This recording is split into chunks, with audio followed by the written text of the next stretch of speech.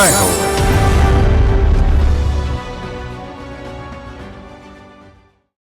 బ్రహ్మాండమేమీ బద్దలు కాదు, కానీ అతడి కళా సృజనకు కోడిగుడ్డు డొల్లగా మారుతుంది.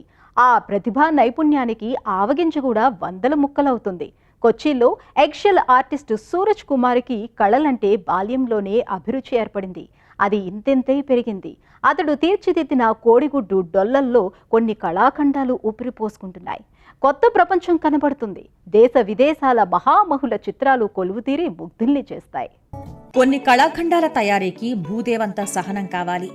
సహనం, కళా సృజన, ప్రతిభ కలిస్తే అతడు సూరజ్ కుమార్. కేరళ రాష్ట్రం కోచి అంటే కళల కాణాచి. కోడిగుడ్డులోనే కళా ప్రపంచం సృష్టించే కళాకారుడు సూరజ్. పెళుసైన గుడ్డు డొల్లలో సొగసైన చిత్ర కళాకృతుల్ని ఆవిష్కరించడం ఈయన ప్రత్యేకత.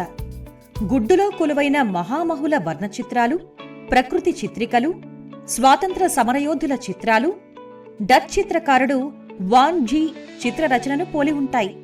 సున్నిత కాన్వాస్ మీద జాగ్రత్తగా రూపుదిద్దిన సొగసైన కళాకృతులు ఇవి. ആർട്ട് ശരിക്കും ചിത്രകല പഠിച്ചിട്ടൊന്നുമില്ല, എങ്കിലും വളരെ ചെറുപ്പത്തിൽ నేను డ్రాయింగ్ పై ఏమీ చదవలేదు. 3వ తరగతి చదివే సమయంలో డైజెస్ట్ అనే పత్రికలో చూసిన బొమ్మ నాకు స్ఫూర్తినిచ్చింది. ఆ బొమ్మ ఓ వైపు గుడ్డలా కనబడింది, మరో దిశలో బొమ్మతో ఉంది. అలాంటిదే నేను చేయాలని ప్రయత్నించాను, కానీ అప్పట్లో ప్రయత్నాలు ఫలించలేదు. కానీ చివరికి విజయం నాదే అయ్యింది. ട്രൈ ചെയ്തു തുടങ്ങിയത്. അങ്ങനെ ട്രൈ ചെയ്തു. ആദ്യം കുറെ തെറ്റിപ്പോയി, പിന്നീട് അത് విజయతిలోട്ട് ఎత్తి. కళల్లో సంప్రదాయ మాధ్యమాలను ఇష్టపడని సూరజ్ తన 14వ ఏట వినూత్న కళలో ప్రవేశించారు. తొలినాళ్లలో సూరజ్ గోడలపై ఇలవేల్పుల్ని చిత్రించేవారు. బియ్యపు గింజల మీద సూక్ష్మ చిత్రాలకు రూపమిచ్చిన సృజనశీలి సూరజ్. ఒక పత్రికలో చూసిన బొమ్మ కళాకారుడిగా తన ఊహలకు రెక్కలు తొడిగింది. కోడిగుడ్డు డొల్లలో కళా ప్రపంచాలను ఆవిష్కరించేలా ప్రేరణనిచ్చింది. വെല്ലുവിളികൾ ഓരോ എക്സ്പ്രഷൻ പോകുമ്പോഴായിരുന്നു. ఎగ్జిబిషన్లలో నాకు ఎదురైన సవాల్ ఒకటే, అది ఈ ఎగ్షెల్ ఆర్ట్ ప్రామాణికతపై వారిని ఒప్పించడం.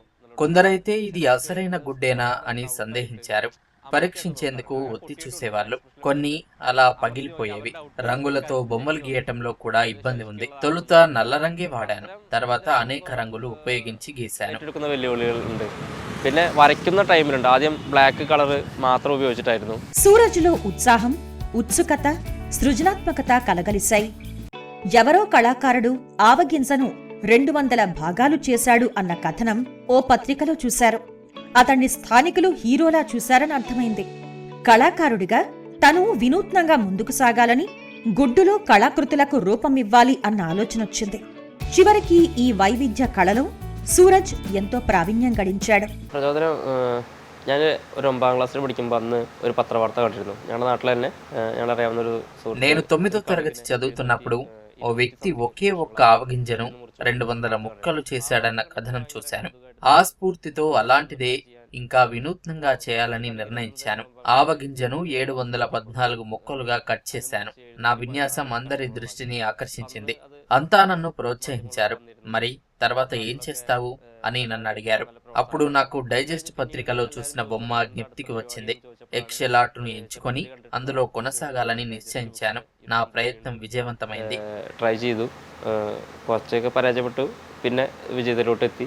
నిజానికి గుడ్డులో కళా ప్రపంచ ఆవిష్కరణ శ్రమతో కూడుకున్నది. ఎంతో సహనం ఉండాలి, మరెంతో కళా సృజన కావాలి. కనీసం 3 ఏళ్లు ప్రయత్నించాలి. గుడ్డును డొల్లగా మార్చే సాంకేతికత నేర్చారు. కొబ్బరి చిప్పను కుంచెలా ఉపయోగించి పెంకు లోపల పగలకుండా ఎంతో జాగ్రత్తగా పెయింటింగ్స్ వేశారు. అయినా అనేక పర్యాయాలు, వైఫల్యాలు సహనాన్ని పరీక్షించాయి. 10 మధ్యలో ఉండగా గుడ్డు డొల్ల పగిలిపోయిన సందర్భాలు కోకొల్లలు. కళాఖండం తయారీలో తొలుత ఒక చిన్న స్టీల్ కడ్డీ తీసుకుని గుడ్డుకు రంధ్రం చేశాను. సిరంజి తీసుకుని అందులో పచ్చసొన అంతా తీసివేస్తాను. సిరంజితో నీటిని పంపించి గుడ్డు డొల్లను శుభ్రం చేయడం తర్వాత కార్యక్రమం. అనంతరం తడి ఆరేందుకు సూర్యకాంతిలో ఉంచుతాను. తడి ఆరిన వెంటనే మధ్య నుంచి ఆక్రిలిక్ పెయింట్ వేస్తాను. చుక్కలను కలుపుతూ బొమ్మ గీయడం నేను పాటించే పద్ధతి. సూరజ్ కు ఎన్నో ఒడిదుడుకులు ఎదురయ్యాయి. అయినా వృత్తి కళా ప్రవృత్తి ఎంతో సంతృప్తినిచ్చింది. నమ్మిన కళలో నైపుణ్యం, పరిపూర్ణత సాధించారు. ఈ గుర్తింపు వచ్చేందుకు ఎంతగానో శ్రమించారు. కళా ప్రదర్శనల్లో ఇవసలు గుడ్లేనా అన్న సందేహంతో కొందరు సందర్శకులు గుడ్లను నొక్కి పగలగొట్టేవారు, అగౌరవపరిచేవారు. అయినా అంకితభావం కొనసాగింది. అనేక రికార్డులు సృష్టించారు. ഇപ്പോൾ యూనివర్సల్ రికార్డ్ ఫోరంത്തിന്റെ నేషనల్ రికార్డు నాకు చెప్పుకోదగిన రికార్డులంటే ఓ రెండున్నాయి. యూనివర్సల్ రికార్డు ఫోరం నుంచి నేషనల్ రికార్డు సాధించాను. అలాగే ఖతార్లో Arabian book of world records, అనేక సాంస్కృతిక వేదికల మద్దతు నాకు లభిస్తోంది. వివిధ రకాల కుంచెలతో ప్రయోగాలు చేశాను. ఎక్షల్ ఆర్ట్, ఆక్రిలిక్ పెయింట్స్ వాడేందుకు మరింత అనువుగా ఉంది. బ్రష్ ഞാൻ പല തരത്തിലുള്ള സംഭവങ്ങൾ ട്രൈ ചെയ്തു. 200 పర్యాయాలు యత్నించి 75 కళాకృతుల్ని తయారు చేశారు. కోడిగుడ్డు డొల్లలో కళా ప్రపంచాలను ఆవిష్కరిస్తున్నారు. గిన్నెస్ బుక్ ఆఫ్ రికార్డ్స్ లో చోటు సంపాదించడమే ఇప్పుడు తన తదుపరి లక్ష్యం. దుర్బలంగా అంటే బలహీనమైన కాన్వాస్ మీద కూడా ఆయన కళాఖండాలు తన అపరిమిత సృజనాత్మకతకు అద్దం పడతాయి. എഗ്ഗാർട്ട് ഇനിയും വരയ്ക്കാനുണ്ട്. ഇപ്പോൾ ഞാൻ പറഞ്ഞു കളർ അതിൽ ആഡ് ചെയ്ത് തുടങ്ങി. కోడిగుడ్డు డొల్లలో సృష్టించే కళలో అన్వేషించాల్సింది ఇంకా ఎంతో ఉంది. షాడోయింగ్, మెరుగులు, మెరుపులు అద్దాలి. ఒక పెద్ద కళాఖండం తయారు చేయాలన్నది నా మరో ఆశయం. నేను ఫుట్బాల్ ప్రపంచ కప్ లో అర్జెంటీనా క్రీడాకారుడు మెస్సీ చిత్తరువును గీశాను. అది 1200 చదరపు అడుగుల పెద్ద చిత్రపటం. അപ്പോൾ ഇപ്പോൾ ഞാൻ കഴിഞ്ഞ വേൾഡ് കപ്പ് സമയത്ത് മെസ്സിയുടെ ഏകദേശം 1200 സ്ക്വയർ ഫീറ്റ്